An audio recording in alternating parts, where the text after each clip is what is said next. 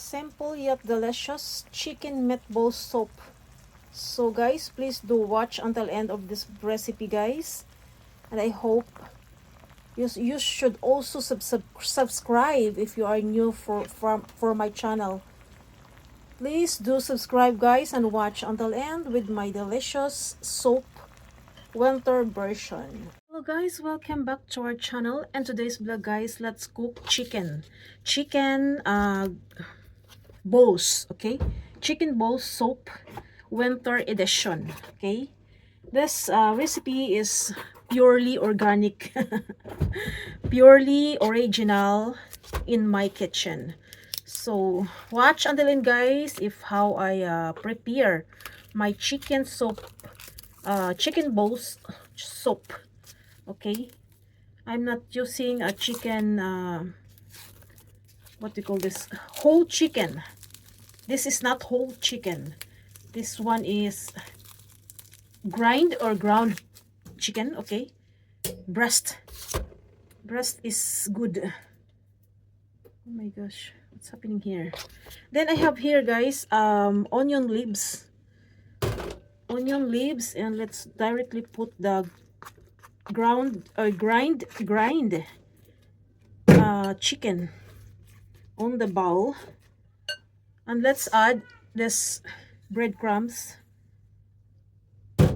and sake, and let's add seasoning as usual, all time seasoning in my kitchen, black pepper and salt to taste, and add a soy sauce. You can put egg if you would like, but for me, I don't like. That's why I did not put an egg. Then, for deep umami, fish powder. Fish powder and paprika powder for aroma and for the beautiful color. And nutmeg powder. You can add lots of spices if you would like, but for me, this one is good enough. And let's mix this one properly. Oh my god, the winter season is very hard because you need to wear clothes, because I'm not using heater in my kitchen. I use my hand, guys, so that it's easy to make. And tips, because this meat have no oil, let's add an oil, guys. Use aroma oil or sesame oil so that the texture of the meat would become soft. Okay, that's the secret. I'm telling my secret. Okay guys, just only mix this one, and please continue watching. Okay guys, this one is already done, and let's set aside this one for a while preparing the vegetables that we need to use for our soup. This one is soup, guys. I use a plenty of onion, nagay, meaning to say long, in this way. This one is not only a spice, but it can be also it can be eaten. Okay, spice with the purpose on this kind of size. Perfect for soup, for aroma and umami. This one is sweet. And let's use the ninjin or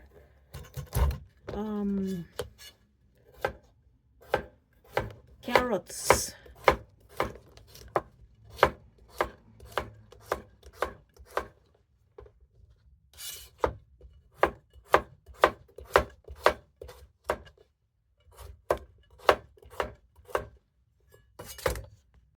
And let's use what we call this,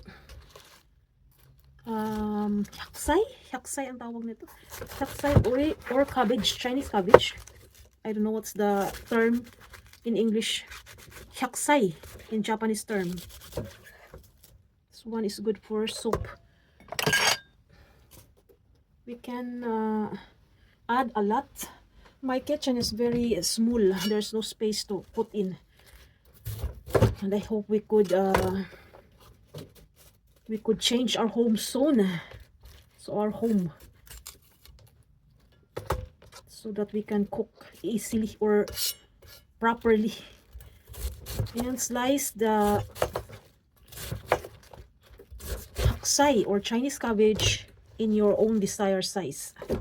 It's easy to eat size, or you can put whole. Just kidding.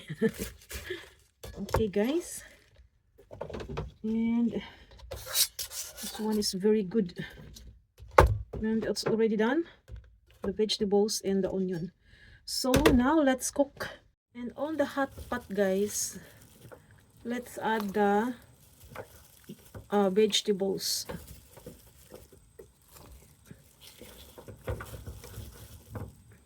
And the chicken cubes to taste the soup. Okay, let's put all of this first, because the chicken, it's easy to cook. It's very easy to cook. Okay, this soup is very easy to cook. And I have here enoki. This one is good for soup guys. Enoki is a very versatile kind of mushroom.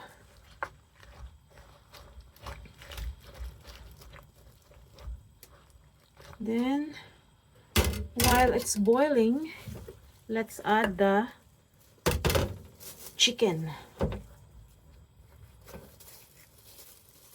It's very easy to cook guys. It seems like a hot pot, but different in hot pot. Okay, bowl,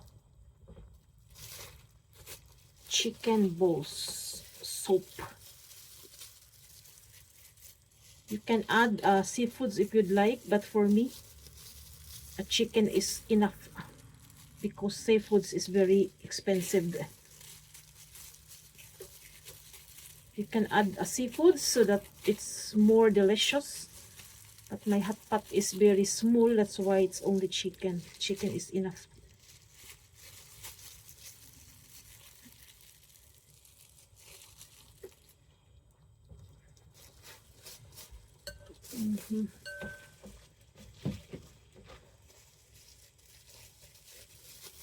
You can add more vegetables that's fit on this way, of cooking.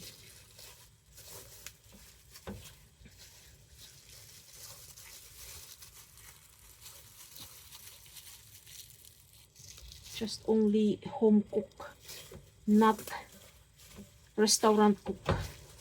Restaurant cook and home cook is the same delicious. The most delicious is home cook. Okay, because that's everyday food for your family. You can eat in restaurant sometimes if you have enough money, but most of the day you eat cook with your parents or your family. Okay, do not mix it so much because the meat is still soft. It could be broken. Wait until the soft or the water with boiling properly. While cooking the meat, the vegetables is also cooking the same time. Cook in the same time, like hot pot. That's why winter version.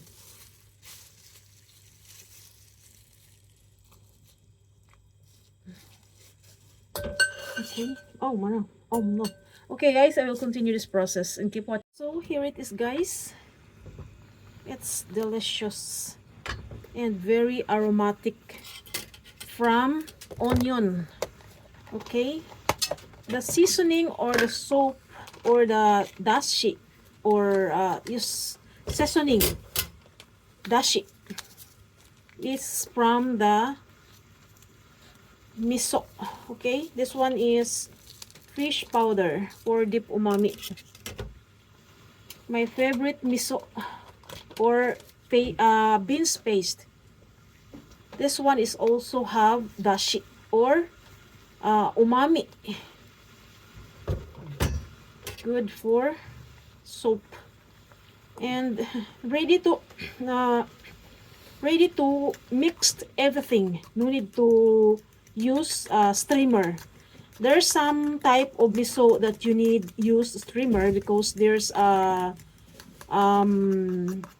whole grain including it from wet. That's why you need use streamer. This one is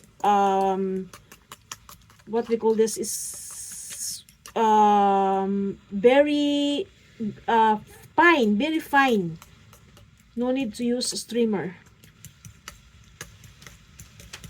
Okay, that's why it's okay to direct it to put into soup.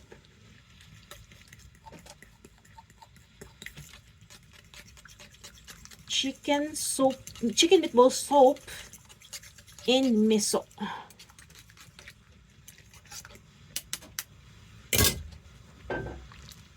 It's very simple, but simple yet delicious. And our chicken is having green on it. Perfect for cold season, guys.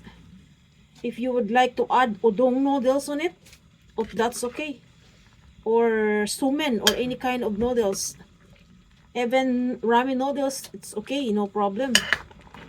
So you don't need to eat rice, no problem, because this soup is versatile, guys. So thank you guys for watching until end. And this one is ready to serve. Serve while it's hot so that you can enjoy the real taste of soup. It's very aromatic. I hope I could share you throughout the screen of your cell phone. So guys, until here, thanks for watching. My favorite, not sponsored. This is one is my the only one product of miso that I using since 10 years or 13 years ago, since I'm living alone. Since 2013, guys, I'm living alone with my kids. So every time I use miso or I buy miso, this product only, trusted. Number one. Number one. That's number one. Not sponsored, okay? Oh, very versatile. You can use in fish, meat, and soap. No problem. Just only one this. You can mix other recipe like mayonnaise. Put at the sugar so that it could be more tasty and everything like that. That's every time I use this, I feel I'm Japanese. I love Japan. So yun. So until here, guys, thanks for watching and I hope you enjoy my vlog. A very simple soup of chicken meatball soup. So until here, bye.